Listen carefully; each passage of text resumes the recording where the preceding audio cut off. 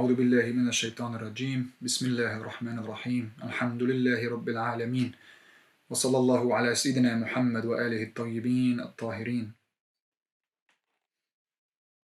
اللهم أخرجنا من ظلمات الوهم وأكرمنا بنور الفهم اللهم افتح علينا أبواب رحمتك وانشر علينا من خزائن علومك يا أرحم الراحمين اللهم علمنا ما ينفعنا وانفعنا بما علمتنا وزدنا علما. Brothers and sisters, Assalamu alaikum wa rahmatullahi wa barakatuh. The Prophet Muhammad has now settled in Medina. A very dangerous aspect of him settling in Medina right now is the fact that the Muslims don't have any allegiances to any tribes. And as we mentioned in the beginning of this series, is that Arabia was built on tribalism. If you don't have a tribe, you have no identity and no defense.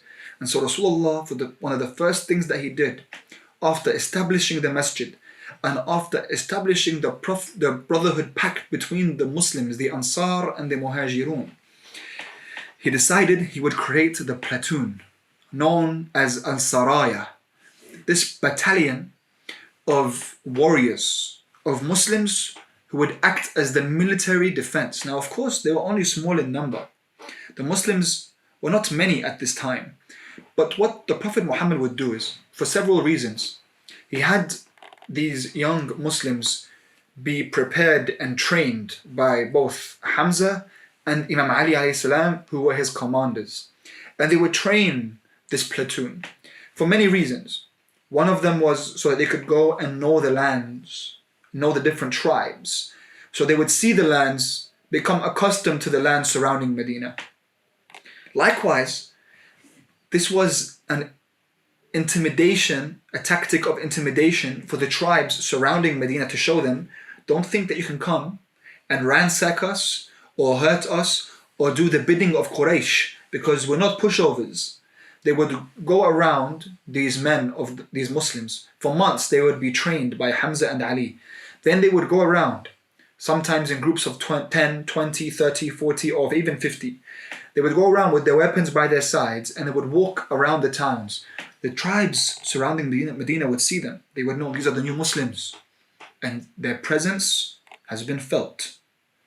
They would do this for months on end until their name became more and more famous. Now, once the platoons of Rasulullah were ready, the Prophet Muhammad decided it was time now to increase the dose on Quraysh, because no one outside of Medina would listen to Rasulullah.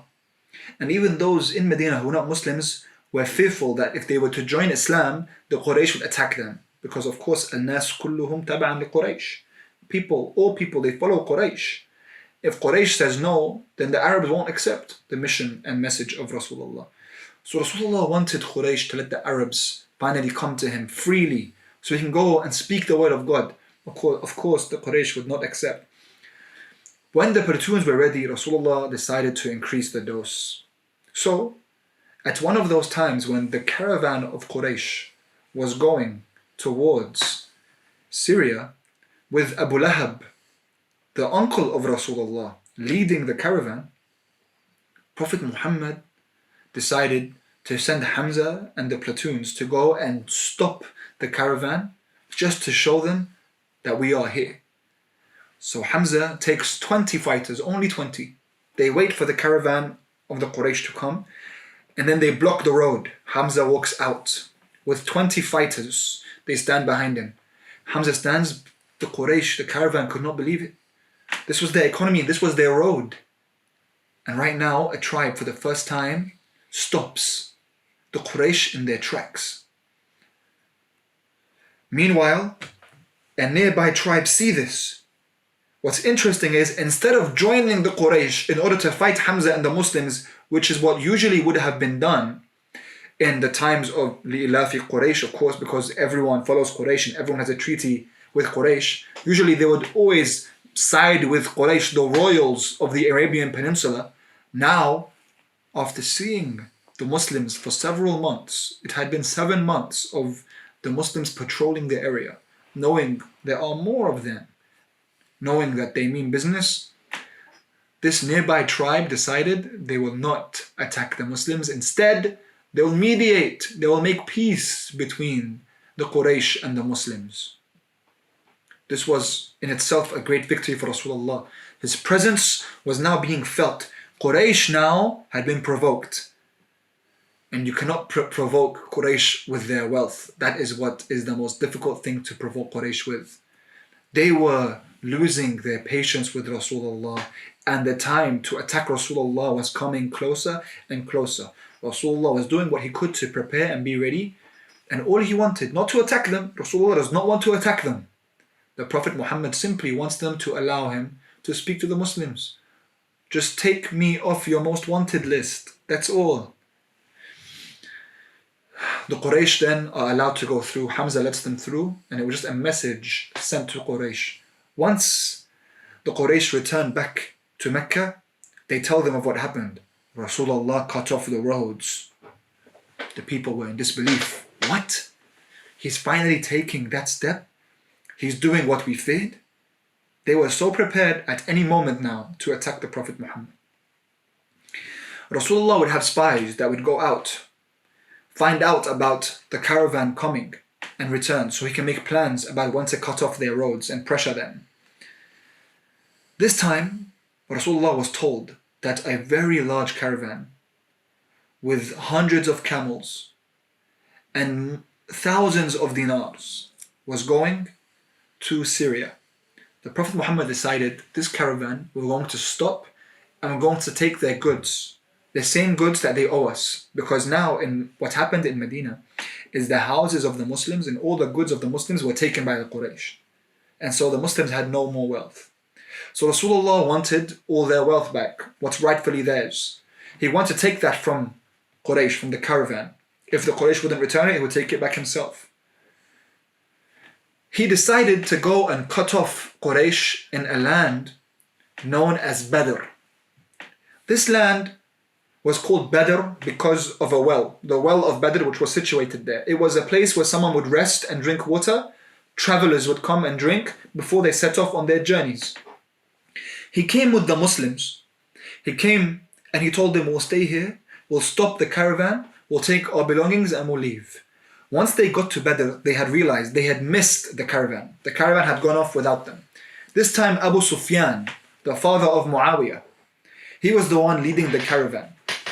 Abu Sufyan he got to Syria. The caravan was missed by the Muslims. So Rasulullah says, we'll catch it on the way back. Months later, when Rasulullah receives news that the caravan is coming back, he decides to tell the Muslims, let's go to Badr and await the caravan. He brings the Muhajirin and the Ansar. And the Ansar come with him because this is not a battle of war, this is not an attack, this is just going to take the goods back. Because the Ansar had pledged allegiance only for defensive purposes, not for attacking purposes. Now Rasulullah goes to Badr and he waits with the Muslims. Meanwhile, Abu Sufyan, on his return, he also had spies. And he was told that there were people who now were waiting in Badr, and he knew it was Rasulullah and the Muslims going to cut off his road. He by himself got closer to Badr, and he would see dates from Medina. He confirmed to himself that these are indeed the Muslims. He went back to his tribe, to his caravan. He told them, we'll take a different route. We're going to take the route of the sea around. We won't take the route of Badr. But before that, he told one of his soldiers, he said, listen, get on your horse and you go to Quraysh and get there as fast as you can. Rip up your clothes and scream and tell them that the Muslims have come to attack us. That the Muslims are cutting off the caravan and taking the caravan, taking the goods for themselves. So his soldier gets on his horse and paces towards Mecca. Meanwhile, Abu Sufyan organizes his large caravan in order to take a long route around and to Mecca. The Muslims are waiting in Badr. They're waiting for the caravan to come, patiently. The soldier Abu Sufyan gets to Mecca and begins to scream, Ya Quraysh! Ya Quraysh! Quraysh come, they surround. What's happening? What's going on? What's wrong with you? Why are your clothes ripped? Why are you panicking? He says, Abu Sufyan has sent me. He needs help. He needs aid. The Muslims have surrounded the caravan of Quraysh and they want to take the goods. Quraysh had enough. Abu Jahl had enough. He says that's it. Utbah ibn Rabi'ah had enough. Utbah is the father-in-law of Abu Sufyan, the mother of Hind. So he's the grandfather of Muawiyah and the grandfather of Yazid. Utbah decides that this is a final straw. They gather as many warriors as they can, amounting to 950 warriors. And they decide to go and they're going to end Rasulullah once and for all. They set on their way. Abu Sufyan slowly gets to Mecca. Once Abu Sufyan gets to Mecca, he sees that many of his cousins are not here. Many of his relatives, where are they? He asks. They tell him they already left. Now we were told that you are stuck in Badr and Rasulullah had cornered you and was taking the caravan. So Abu Sufyan tells them, bring them back. Word is received by Abu Sufyan that Abu Jahl will not come back. The people of Quraysh were not going to return.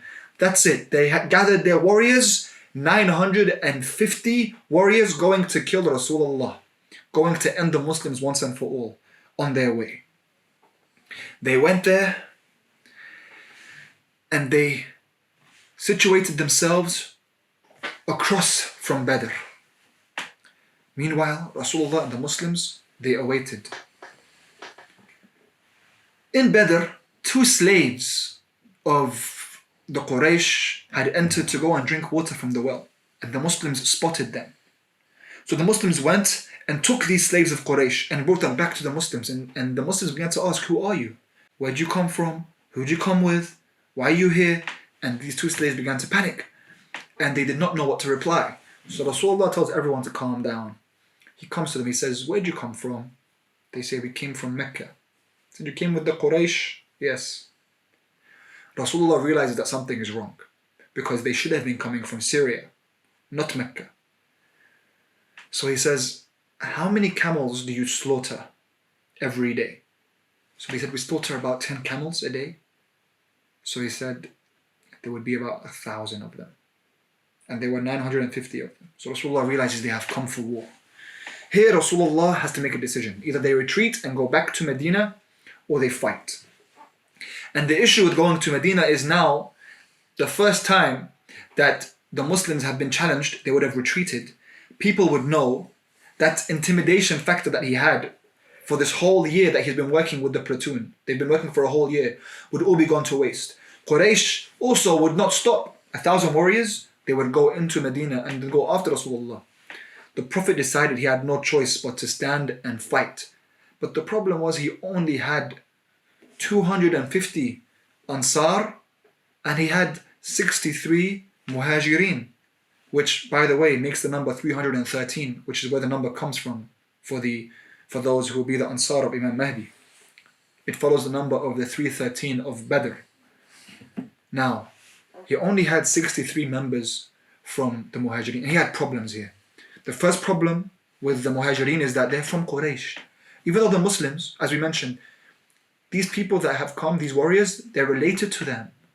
Is he going to have them on side fully? Are they going to be half-hearted? Or are they going to fight with all of their might?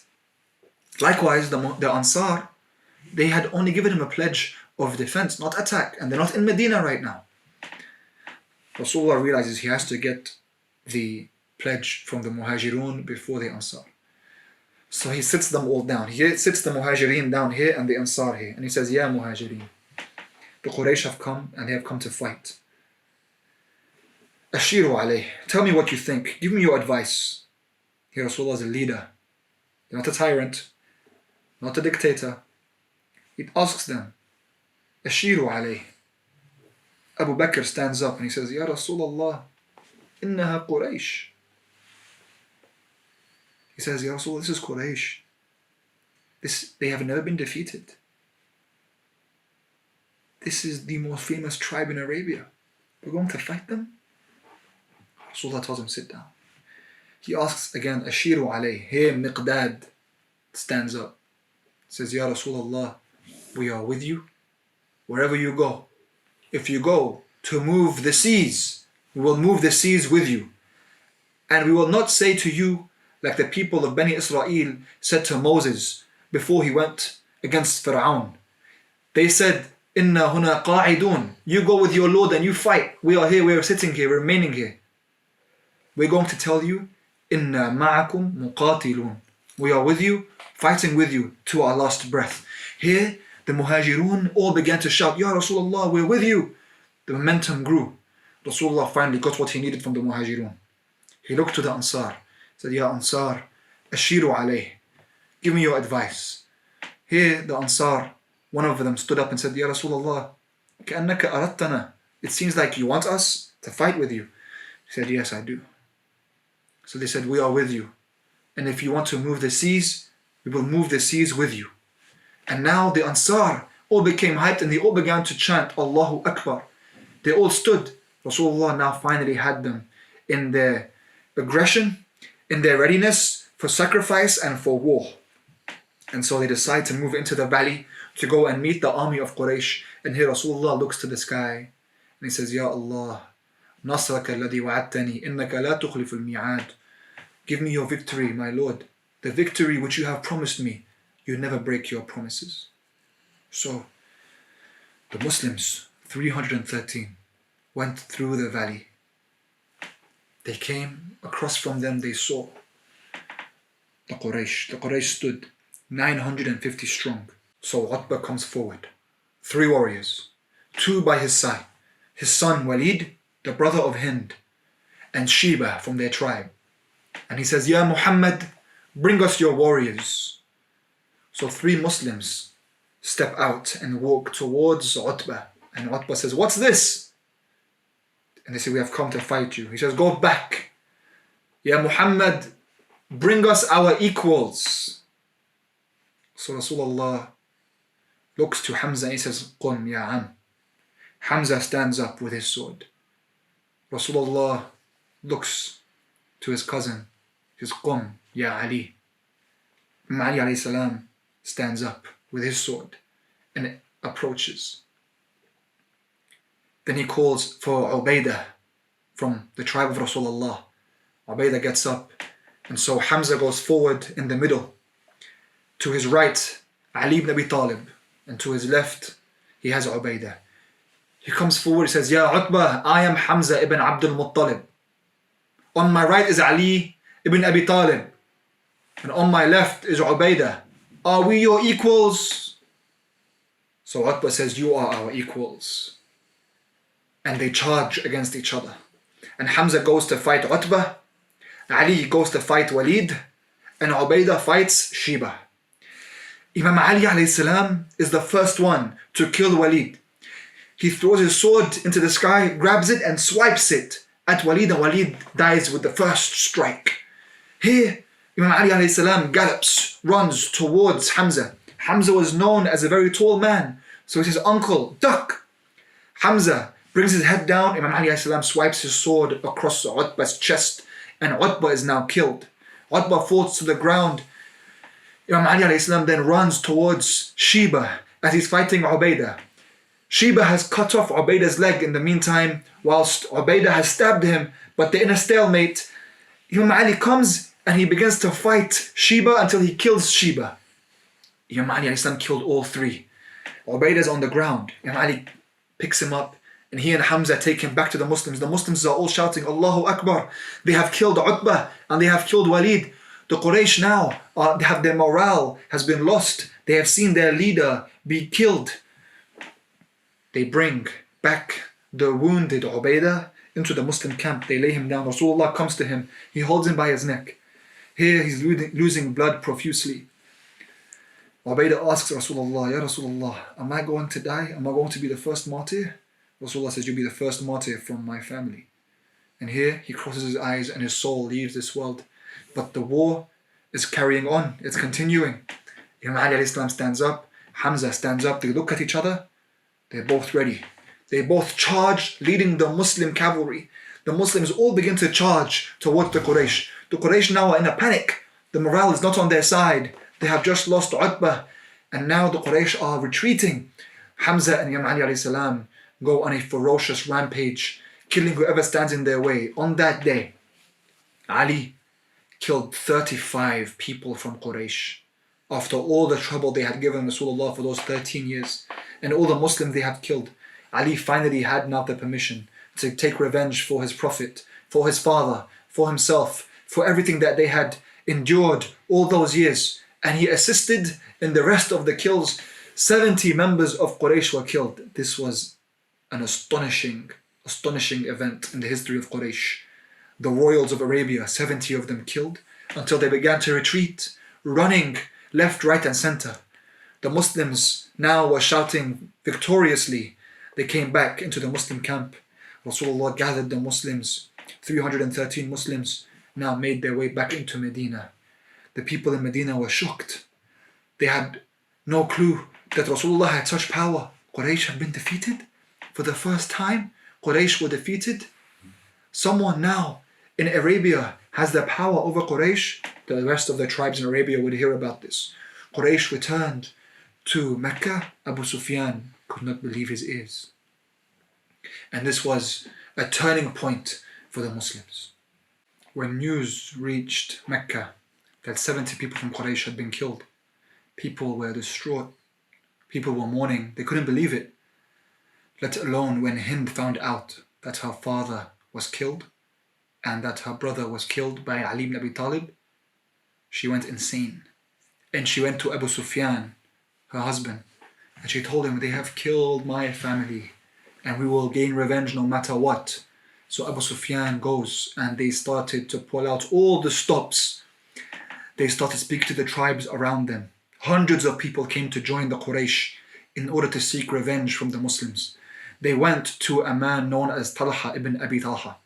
A man, he and his 8 brothers, known as savages, those who would hunt wild beasts. And he told them that you come with us, we'll pay you whatever you wish, and you'll be the flag bearers of our army going to kill Muhammad once and for all.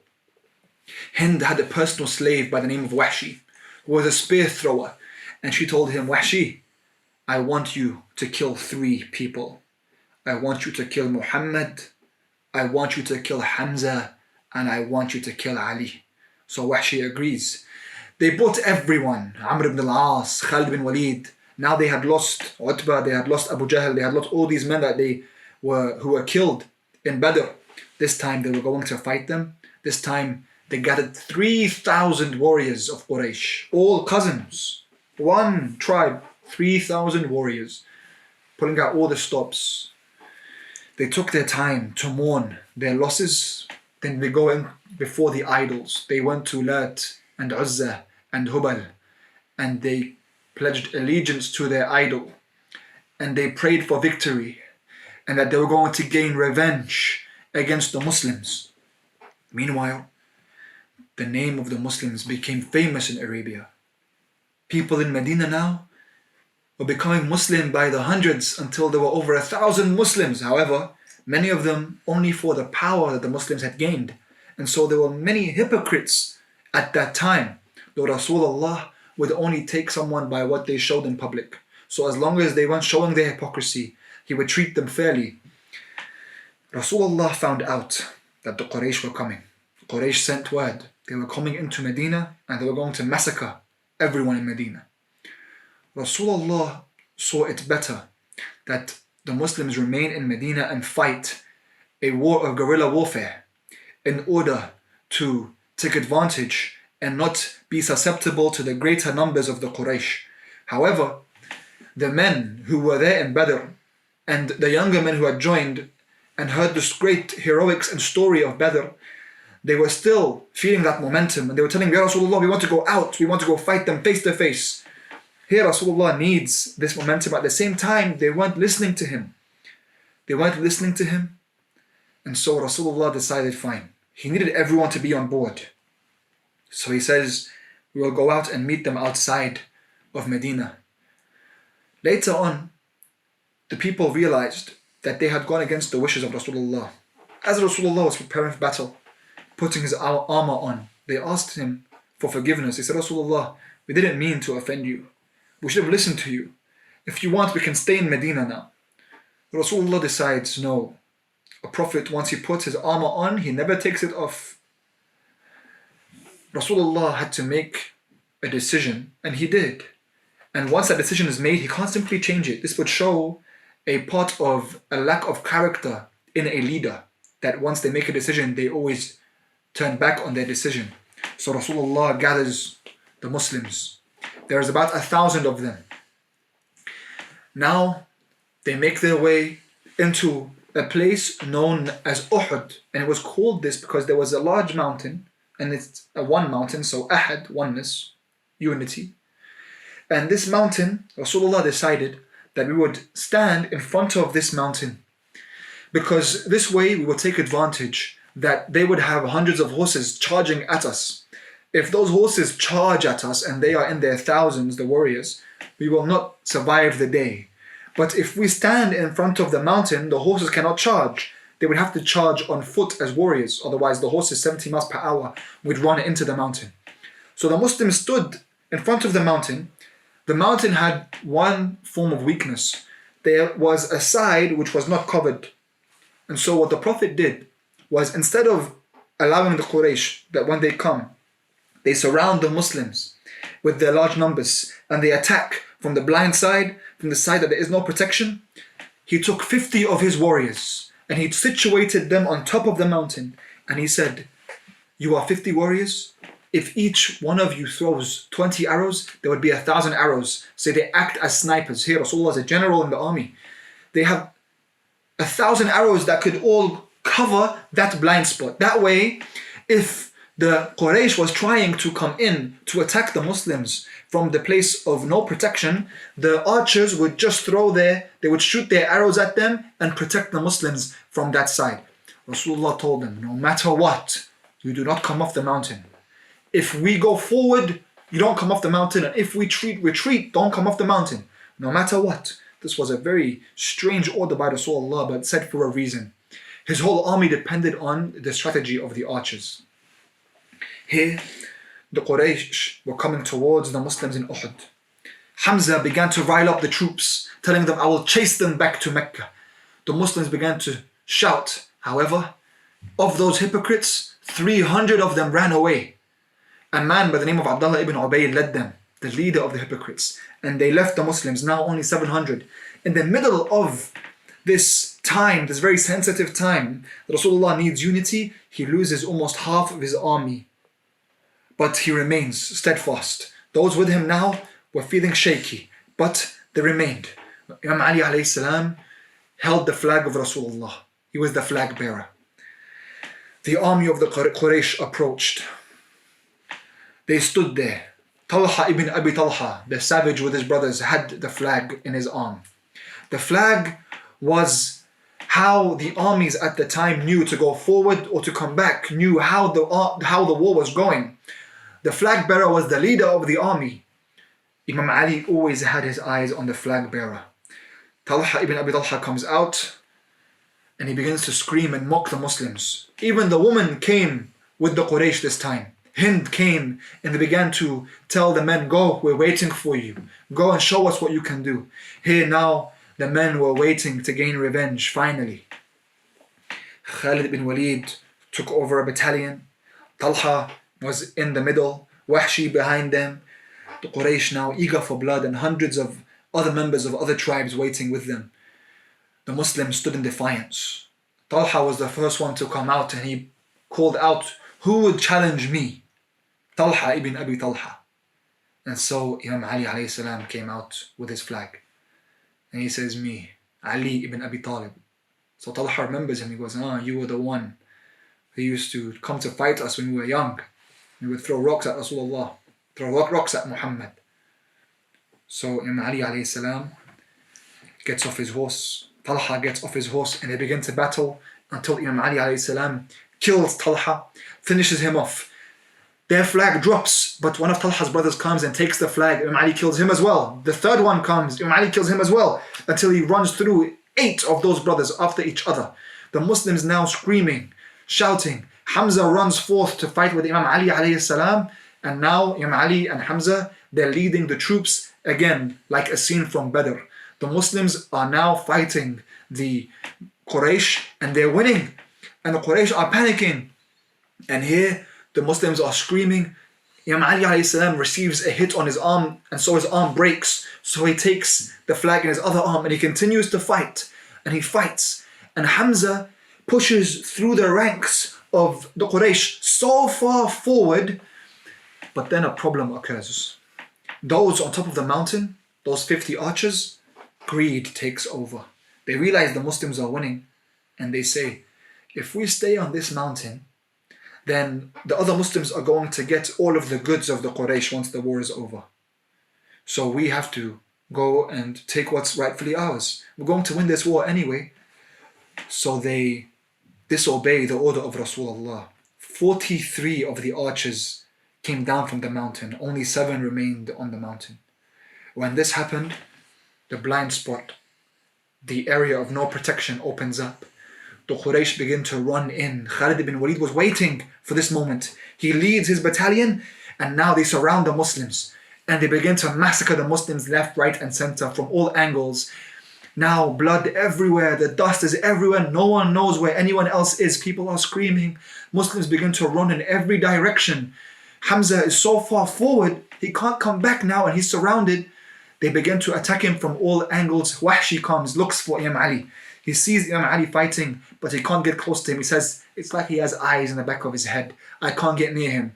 He looks for Rasulullah. Rasulullah was fighting like a ferocious warrior on the battlefield, to the point that Imam Ali ﷺ says, when the battle would become at its most intense, we used to hide behind Rasulullah to catch our breaths. Rasulullah would be fighting. He says, I couldn't get near Rasulullah either. But he looks at Hamza. He says, Hamza is more wild. Hamza does not look behind him. He decides Hamza is the one he can get. He runs towards Hamza. Hamza is surrounded by the Quraysh at the time. He throws a spear. It pierces Hamza, and then he cuts Hamza's legs. Hamza falls to the ground. Hamza tries to get up. All the people of Quraysh come with their swords and start to stab Hamza. 10s of them. Hamza facing an imminent death. But before he loses his life, Hind comes and joins the battle and says, bring me his organs. Hamza dies and he is ripped open. And she takes that organ, and instead she bites into that organ. The liver of Hamza. Biting into his liver. Now, with Hamza on the ground and his body being trampled, some Muslims see the body of Hamza and they can't believe it. One of their leaders, the strongest one amongst them, the Lion of God, is now killed. People begin to scream, Qutila Muhammad, Qutila Muhammad. Muhammad has been killed. Panic ensues. They run in all directions. There is a narration almost in every single warrior that they ran away. Some ran to the Red Sea. They left Rasulullah, except one man. In fact, there is a report that Imam Ali alayhi salam thabata wahda, remained completely by himself in the battlefield. Meanwhile, Rasulullah, after everyone had left him, he was by himself. Khalid bin Walid came and they surrounded Rasulullah, 10s of them, and he's fighting by himself. No aid, no helpers. Rasulullah by himself, receiving hits from all angles. His face is bleeding and he keeps fighting. On the other side, Imam Ali is looking around. He can't see Rasulullah, he's fighting. Here you understand who Ali ibn Abi Talib is. Because he says at this moment, look at how he thinks, look at his way of thinking. He says, I looked around and I couldn't see Rasulullah. They were screaming that he was dead, but I know that he can't die right now because the mission is not complete. And I know he would never run away. So I realized there's only one conclusion. What's the logical conclusion that Ali comes up with? He says, Rasulullah must have been raised into the heavens like Isa ibn Maryam, like Jesus Christ. That's the only way. So he thinks that a miracle has taken place rather than thinking that they have lost. And he fights toward his final breath. He keeps fighting to his last breath. He does what he's supposed to do before his Lord. He fights and fights and fights. This is the one who fought in Badr. In Badr, when Jibreel called out, La fata illa Ali, la sayfa illa dhul fiqar. Here again he proves, La fata illa Ali, wa la sayfa illa dhul fiqar. There is no young warrior like Ali and no sword except dhul fiqar. And he keeps fighting until he sees Rasulullah in the distance, so he runs to him and he begins to aid him and pushes the enemies away from him. So Rasulullah looks, finally there's aid. And he asks, Ya Ali, where is everyone? Where did they go? So Ali says, Ya Rasulullah, qad kafaru. They have disbelieved and they have left us. And Rasulullah says, وَأَنْتَ يَا Ali, you didn't leave. So Ali smiles and says, Al-Kufru ba'd al-Islam ya Rasulullah, me, I would never leave you. And they stood together. And so Rasulullah said, here ya Ali, when the tens of horses would come, Imam Ali and Rasulullah stood back to back, defending each other. No one could get close to their circle of defense. Whenever anyone would come forth, Rasulullah and Imam Ali alayhi salam would fight together to remove them from their sights. The horses would come close and circle around them, go back, circle around them. Rasulullah and Imam Ali alayhi salam defending each other until the Muslims would see Rasulullah alive and that they were holding their own. And so Rasulullah begins to call them back, return, return, take the sword from me. Man li hada safe. So slowly they begin to come back. Ammar comes back, everyone comes back. They run towards Rasulullah. They begin to take their weapons and forming the solid line, pushing the enemies back again. The Quraysh here begin to retreat and the Muslims settle. The dust settles. 70 members of the Muslims were killed. Now, this was a revenge for the Quraysh that they had killed this many Muslims. And they stood. The Muslims had held their own and survived to live another day. And here, Quraysh called back. And they say, A'ala Hubal. Hubal is great. So the Muslims call out, Allah A'la wa Ajal. Allah subhanahu wa ta'ala is greater. And so they say, Yawm bi Yawm Badr. This is our revenge for Badr. So the Muslims say, no, it's not equal. Our brothers and sisters, our warriors are in heaven, your warriors are in hell. So they say, is Rasulullah dead? Is he gone? So the Muslims say, Rasulullah hears everything you're saying. The Quraysh realized that they failed because their aim was to open the pathway. Their aim was to open the road to Syria, but it wasn't open. So even though the Muslims lost many lives that day, the mission of Quraysh was not achieved. Rasulullah was not killed. And the road and route to Syria remained closed. Rasulullah was still in charge of the road and he kept it closed as pressure. Ya Quraysh, when you allow me to speak Islam to the Arabs, only then will I open the road. Even though you came by force, you couldn't. Now Quraysh realize they have come with all their force and they still couldn't open the road. So even though they tried to make it seem like this was revenge, it was still a failure on the part of Quraysh. And they returned to Mecca. They had also lost several soldiers. And now the Muslims had many dead. Rasulullah sees that Hamza is not around. So he tells Ali, where is he? Imam Ali alayhi salam looks at Rasulullah, he tells him, Ya Rasulullah, Hamza, my uncle, has passed away. He's received martyrdom. So they walk to the corpse of Hamza, which was very far away from the battleground because of how far Hamza went on his own. And here Rasulullah began to cry and weep. And they buried Hamza. And Rasulullah, this is where they buried their dead in Al-Baqi'. Those who have been to Medina know Al-Baqi'. Many of those who died in Uhud are buried there. Rasulullah returns with the Muslims. Once again, people could not believe that Rasulullah survived 2 different wars with Quraysh. And in both of them achieved victory. Even though in Uhud they suffered many losses. Imam Ali alayhi salam comes to Sayyidah Zahra full of cuts. 63 cuts he faced that day all over his body, but all from the front. Because no one could get him from behind. Rasulullah tells her, wash this sword, Ya Fatima. This sword made Islam victorious today. She asks for her uncle, but he tells her what happened to Hamza. Sayyidah Fatima alayhi salam would go out many days of the week. She would sit by the grave of Hamza and recite tasbih there. And Hamza became known as the first one in Islam to be called Sayyid al-Shuhada, which later on became known as the name of Imam al-Hussein alayhi salam, the master of the martyrs, and set out the tradition of martyrdom that dictated the path of victory of the Ahlul Bayt for so many years to come. Walhamdulillahi Rabbil Alameen. وصلى الله على سيدنا محمد وآله الطيبين الطاهرين.